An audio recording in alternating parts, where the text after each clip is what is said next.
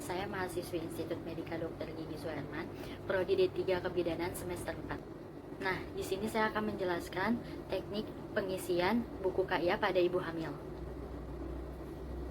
Jangan lupa videonya di like, di komen, dan subscribe.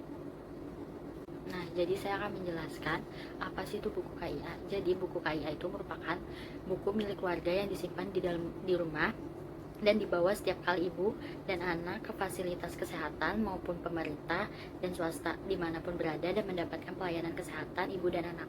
Nah, jadi manfaatnya ibu dan anak mempunyai catatan kesehatan yang lengkap. Dari sejak ibunya mengandung atau hamil sampai anak yang berumur 5 tahun itu mempunyai catatan di buku KIA tersebut. Di sini saya akan tampilkan buku penerimaan pengisian buku KIA dan ditulis nomor registrasi, terus ada nomor urut dan tanggal penerimaan buku KIA, nama tempat pelayanannya misalnya Posyandu Mawar atau Posyandu Melati. Nah, jadi di situ. Terus identitas keluarganya seperti nama ibunya, terus tempat tanggal lahir ibunya, terus agamanya udah pasti agamanya jelas kan.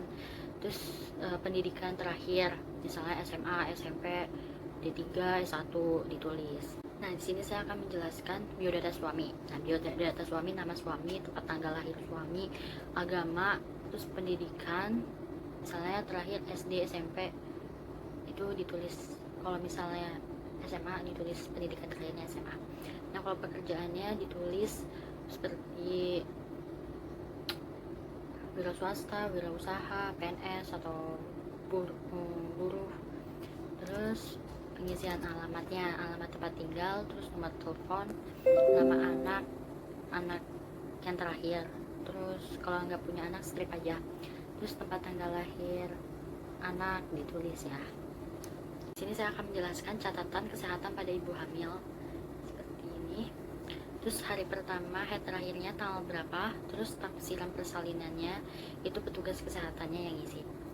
Terus lila, misalnya lilanya 30, terus tinggi badannya misalnya 150. Terus pengguna kontrasepsinya sebelum hamil itu misalnya pakai KB suntik atau pil 3 bulan, itu ditulis.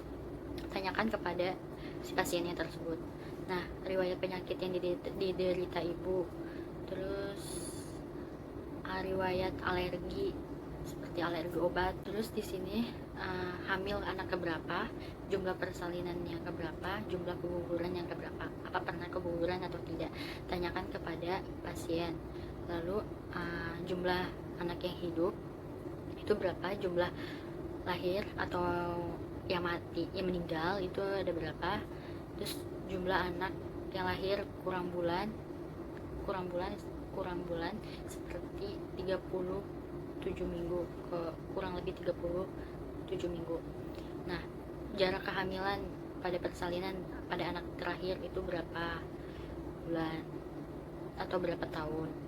Nah, si ibunya sudah suntik tete atau belum yang di lengan. Nah, terakhir suntik tetenya kapan, tanyakan kepada ibu. Lalu penolong pada saat persalinan pas terakhir, kalau ada berarti diisi, kalau tidak ada berarti tidak diisi. Ini saya akan jelaskan ini tanggal, misalnya tanggal ibu pada saat pemeriksaan, keluhan yang sekarang misalnya pusing, terus mual-mual atau apa dicatat.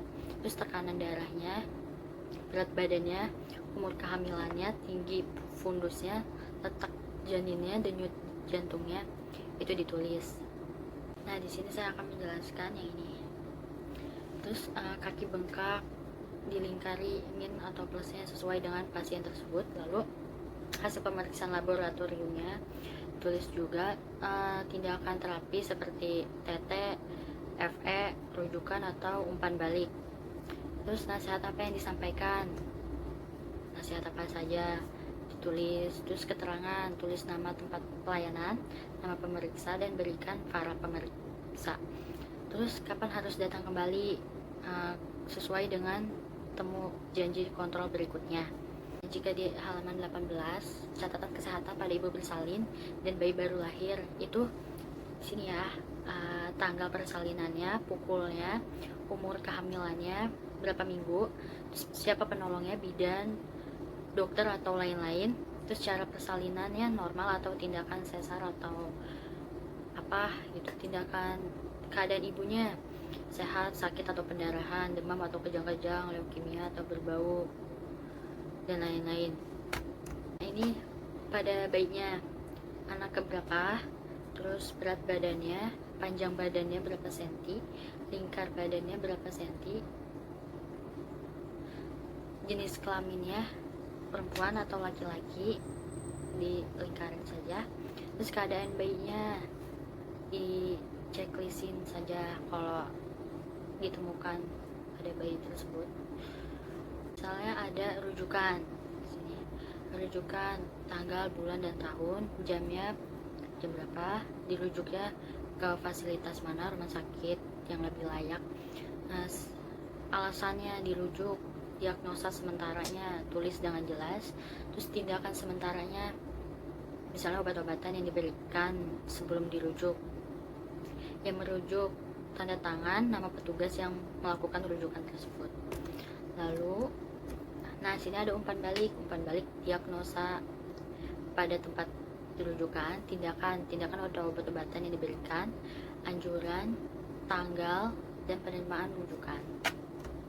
Nah di halaman 21 dan 20 itu tanggal dan pukulnya tanggal berapa, keluhan sekarang, terus tekanan darahnya, nadinya, nafasnya, suhunya, kontraksi rahimnya, terus pendarahan, warna jumlah atau bau leukemia,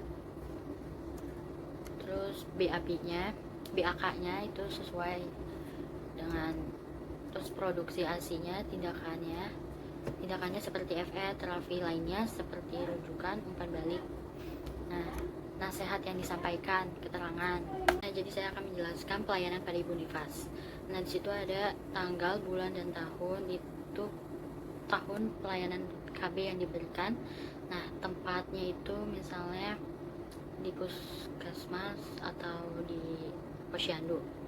Nah, cara KB atau kontrasepsi yang dipilihkan kepada ibu serta suaminya tersebut.